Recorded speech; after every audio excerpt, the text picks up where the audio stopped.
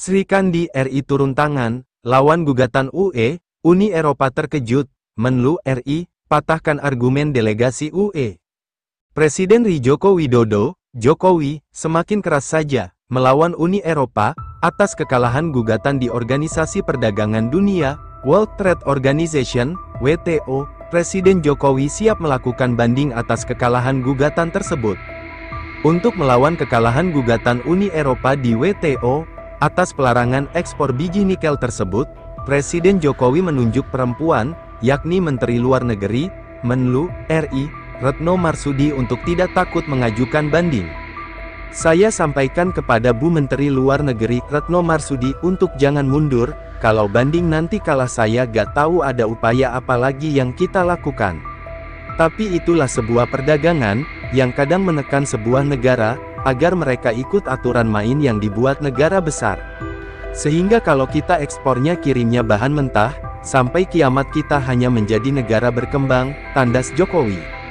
Seperti yang diketahui, Presiden Jokowi sejak 3 tahun lalu sudah melarang ekspor biji nikel ke luar negeri.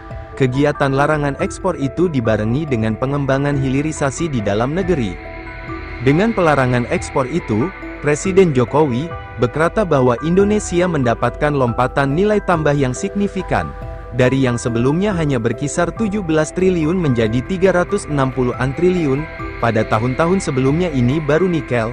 Bauksit kemarin kita umumkan di Desember stop, juga mulai Juni tahun 2023, dan akan kita industrialisasikan di dalam negeri. Saya gak tahu lompatannya tapi kurang lebih 20 menjadi 60-70 triliun, tandas Jokowi.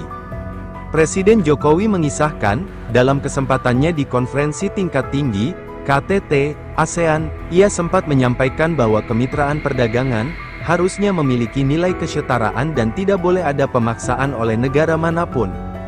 Negara manapun tidak boleh mendikte, dan tidak boleh negara maju merasa standar mereka lebih bagus dari negara kita.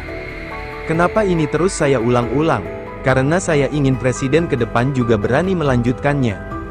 Tidak gampang ciut nyali, tidak gentar demi kepentingan bangsa demi kepentingan negara. Tandas Presiden Jokowi, kebijakan hilirisasi ini memang menjadi perdebatan tak cuma di luar negeri. Di dalam negeri pun menjadi perdebatan, hingga masuk dalam bahas debat Capres kemarin. Menurut hemat kami, yang dirujuk pada pengalaman negara-negara yang telah melakukan hal yang sama. Sebetulnya program ini bukanlah program yang baru. Untuk membuat sebuah lompatan dari negara berkembang, menjadi negara maju atau setidaknya untuk memaksimalkan keuntungan. Namun ada beberapa aturan yang harus dijalankan, salah satunya adalah sumber daya tersebut berasalkan dari wilayah negara itu sendiri, jadi bukan dari wilayah sengketa. Sebetulnya periodisasi di Indonesia sudah memenuhi standar itu semua.